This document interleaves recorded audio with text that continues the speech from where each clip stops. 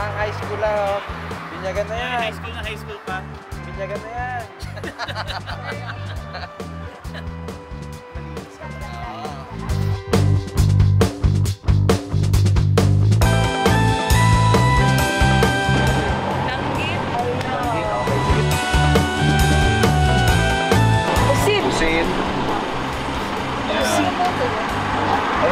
Merong tuyo. My favorite also. Ito, dilis. Dilis.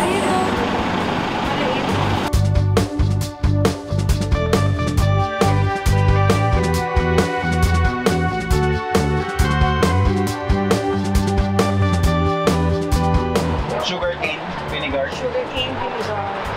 Paborito namin. Saan tayo magbiyak na konti kasi yung suka. Bigyan mo kami ng ibang suka eh. Ito pa rin yung hahanapin namin. Tapos yung iba hindi masyadong na-appreciate yung tapang. Diba? Papamoy ko lang tapang sa likod. Ay! Hindi na! Okay, good. Yan.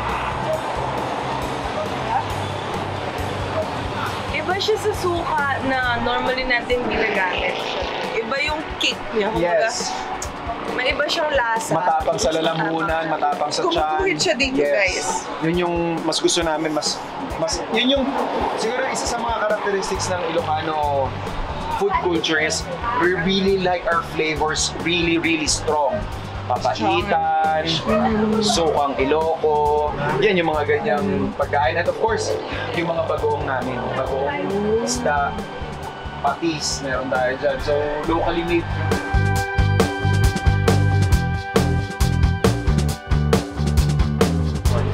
Yan. Ngayon lang ako nakita ng ganitong klaseng bagoong, guys.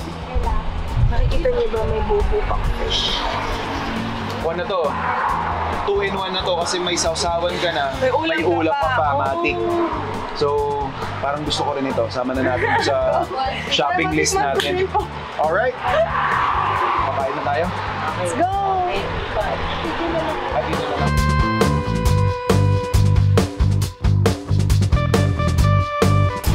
Ayun, sabi nga natin, mapapansin ninyo sa Ilocano food culture, medyo mahilig talaga kami sa matatapang na pagkain.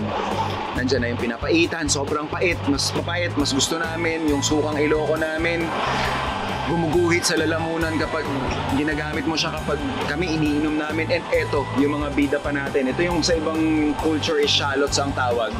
Pero ito yung native nating sibuyas at yung native nating bawang. So ito mga small but terrible ito kasi kahit ganito kaliliit yan, grabe. Once na nagamit mo yung kahit yung maliliit na piraso ng bawang na yan, sobrang angas ng lasa. Ito talagang, ito madalas namin ginagamit sa mga crispy shallots. Tapos lalo na dun sa onion oil or yung fragrant oil, ito yung pinaka-the best kasi talagang buong-buo yung lasa niya. Lalong-lalo na tong bawang na to. Ay, Diyos ko Lord. Ito yung mga talaga namang de-define ng Ilocano cuisine, kumbaga.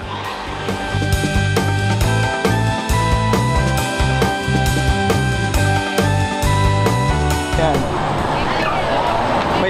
May batang excited, may batang excited. Guys, hindi na lang ako nakakita ulit ng ganito. Kailan ka uli naka-experience ng bomba? 4 years old! Grabe, ang tagal na nun. 20 years ago! Just like in a typical probinsyano fashion, ito pa rin yung source ng tubig, kumbaga yung mano-mano.